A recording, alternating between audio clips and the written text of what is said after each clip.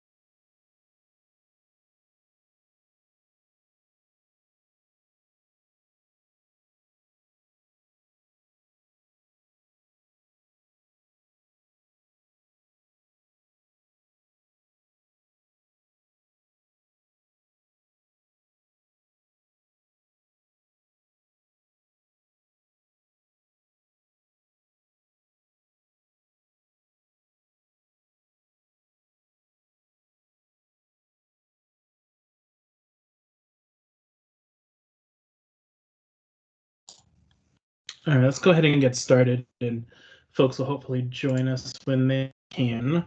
So I'm going to go ahead and call this work session to order to discuss CARES Act fund spending. Let's go ahead and start with a roll call, please.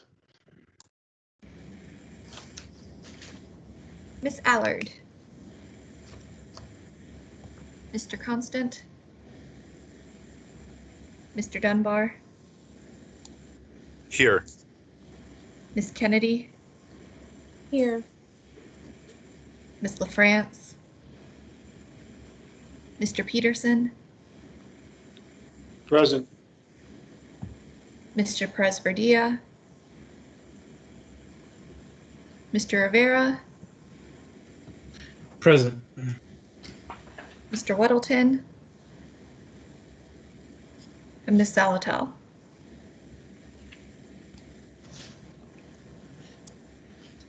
Thank you.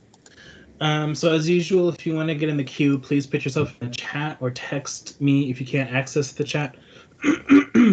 Thanks to everyone who could join us today. I know Monday suggested that we do this before we vote on the budgets tomorrow, hence having this on Monday.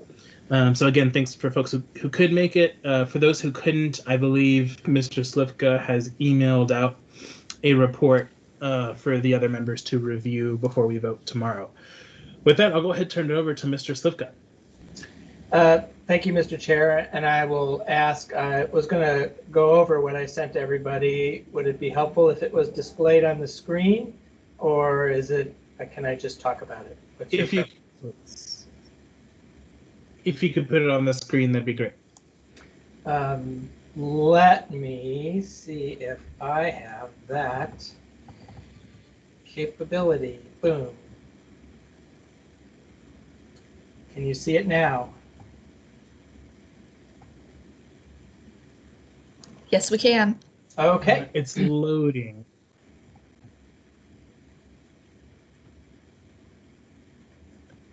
My internet's going slow, so go ahead. Okay. Well, so this, I was going to walk through this, which is what got sent to everybody a little while ago.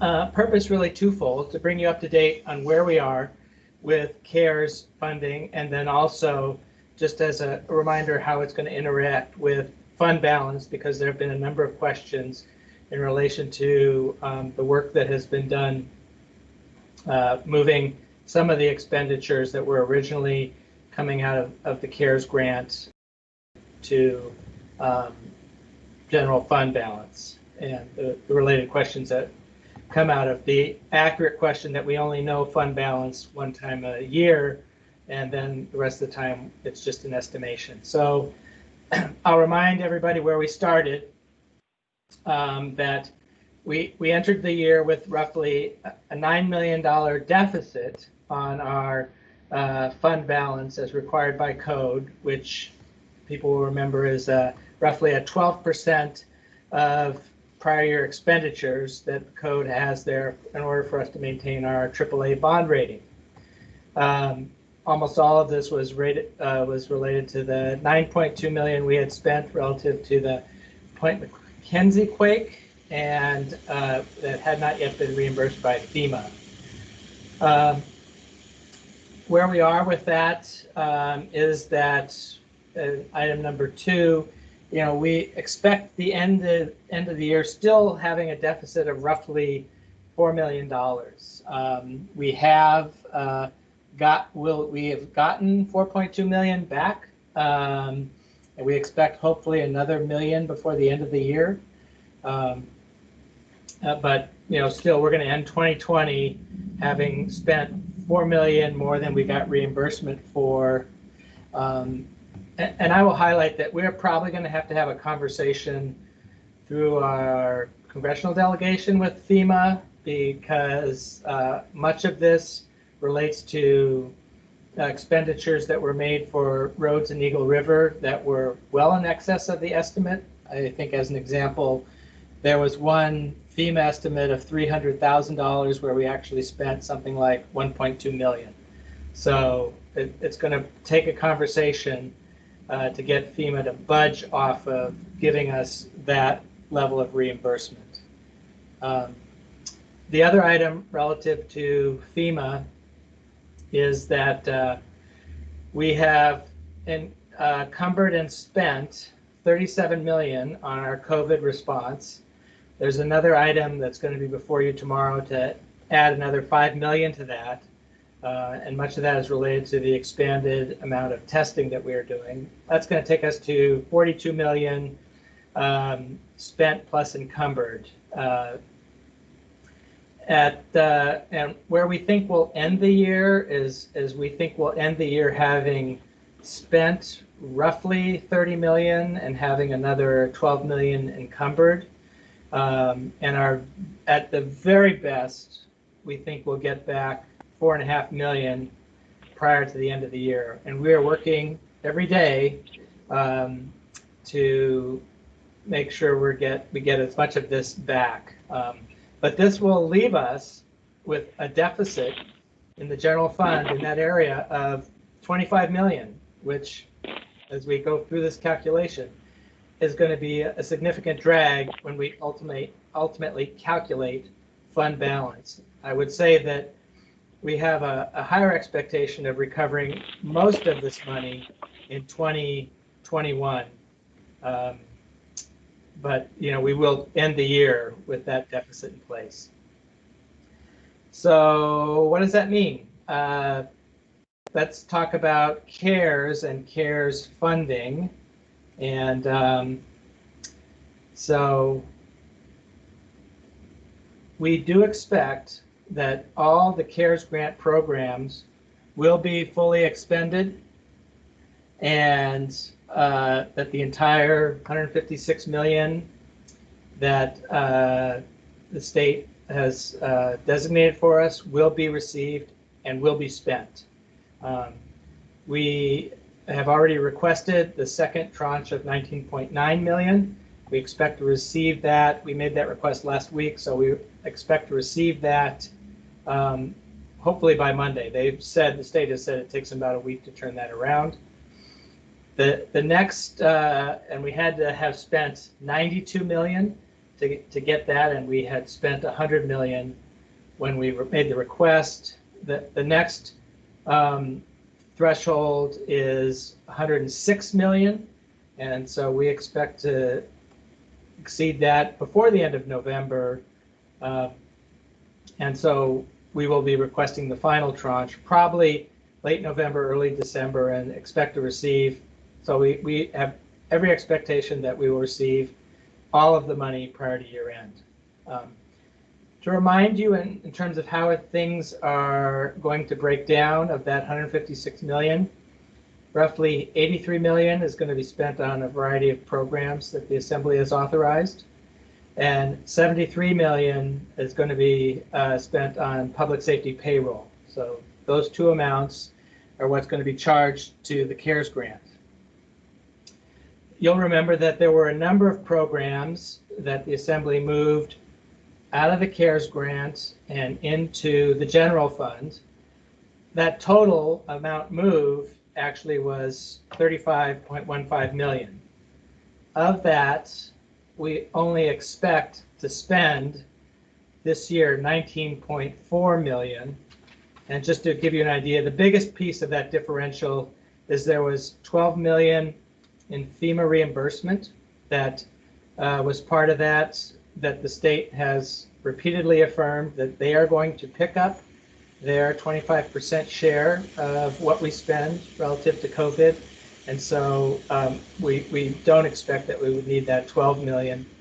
And there are a few other programs that are in that 35.1 that we don't expect to spend before the end of the year, thus getting us to 19.4. The next item is projected revenue shortfall. This got delivered to you at the November 10th meeting. Treasury's best estimate at the time is that we would not collect 25.5 million that we had otherwise expected that we would collect when you passed the budget for 2020. The final item that's going to impact it is that the authorization to spend 12.5 million for a number of buildings. We expect to spend all of that. Our intent is to spend all of that prior to the end of the year. So what does that mean? When you do the math, you take the expenditures of 73.586 that were moved to the CARES grant, you reduce that by the program expenses of 19.4, the revenue shortfall of 25.5, and the building expense of 12.5, that equals 16.186 million surplus at the end of the year. But, and it's a big but, the fund balance that's calculated also has to assume the deficits we talked about up above in terms of FEMA and for the earthquake of 4 million and 25 million for COVID. And so that, again, will leave us with a budget fund balance deficit of 13 million. And remember, that's 13 million less than what we are required to have. So I will stop there. I know it's a lot of information, but I will be happy to answer any questions that you have relative to this information. Thank you, Mr. Slivka. I want to note for the record that we've been joined by Mr. Constant and Ms. Allard. Are there any questions?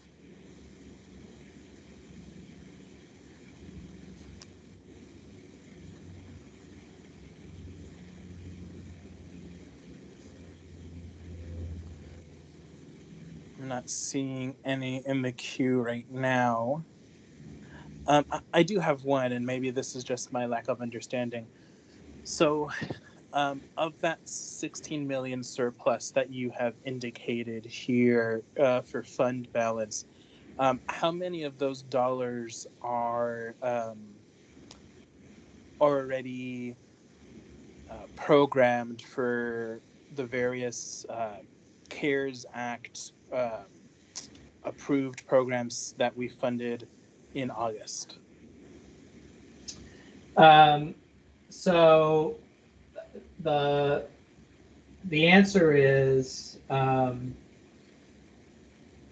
The only programs that, the only items that you approved but are not yet known in terms of their expenditure are going to be some of the programs that got moved to the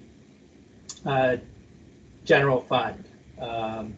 Everything that was left against the CARES grant, all those programs will be fully implemented and fully spent by the end of the year. The three programs that right now don't look like they will be spent, and these were all referenced in AR 2020-271S as amended. Paragraph 9, 250,000 for pre-K. Paragraph 26, 3 million for mental health first responders, and paragraph 30, risk pool insurance program for 500,000. At this point, it's not expected that those funds, 3.75 million, will be expended prior to year end. Every other program that this assembly authorized, with the exception of what was already noted about 12 million for FEMA, will be expended. Thank you.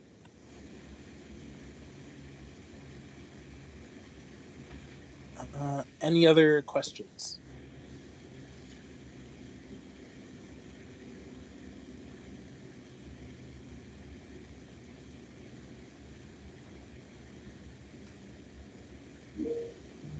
Ms. Kennedy?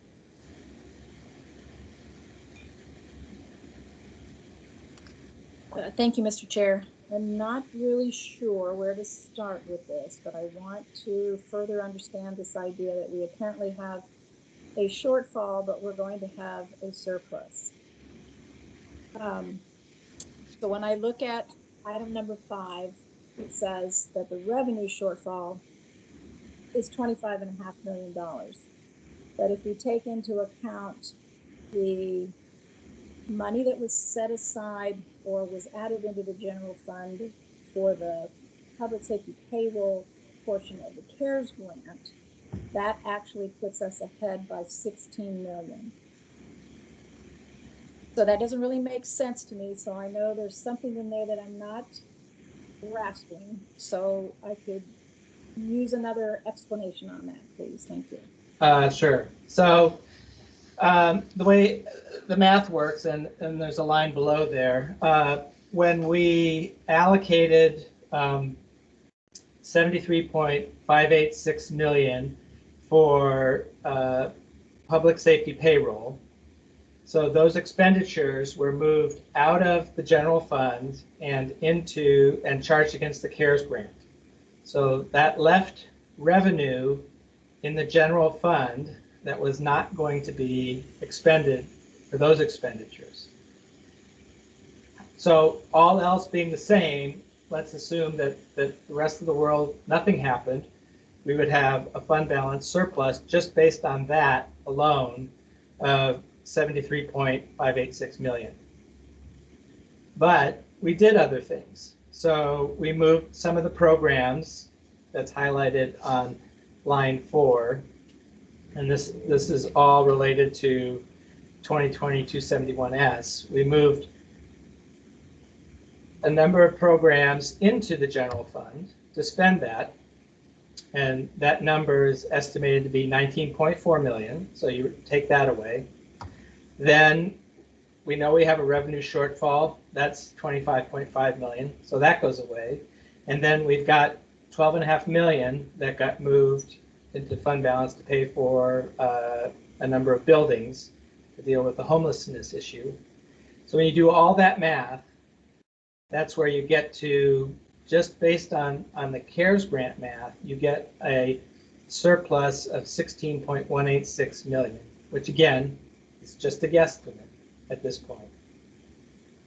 From that, you have to reduce by the amount that we know we're going to be in deficit, which has been discussed up above relative to the FEMA activities that we've been undertaking. So you reduce that number by 4 million relative to the earthquake, and 25 million relative to our expenditures for COVID response. And that's where you end up with a deficit at the end of the year of about 13 million.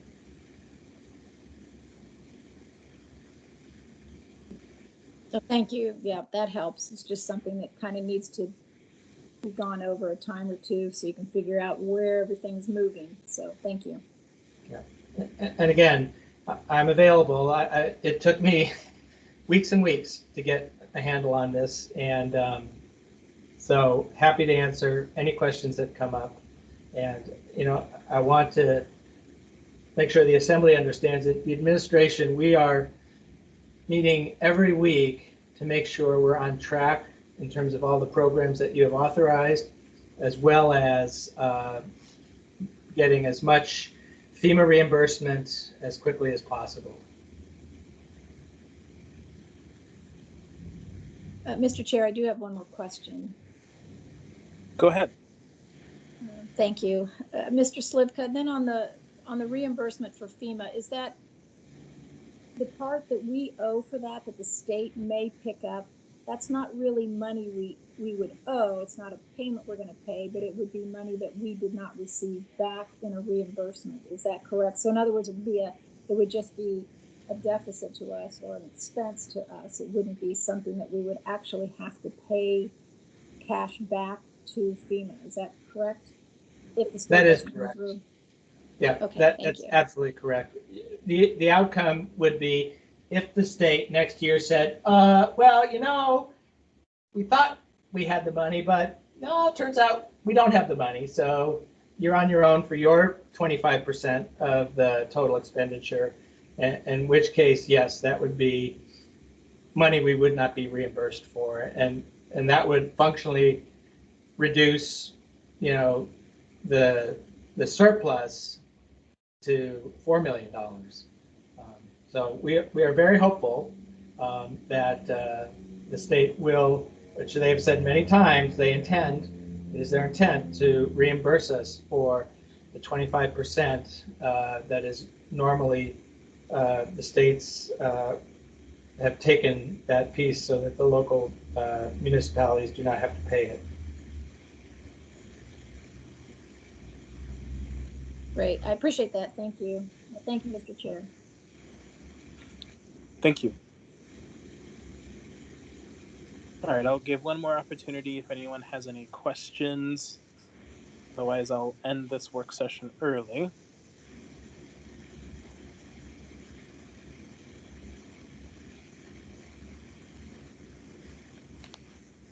All right, not seeing anyone else in the queue. Thank you, Mr. Slivka. Look forward to reviewing this in more detail, but otherwise, I will go ahead and end this work session, and I'll see everyone at 6 o'clock.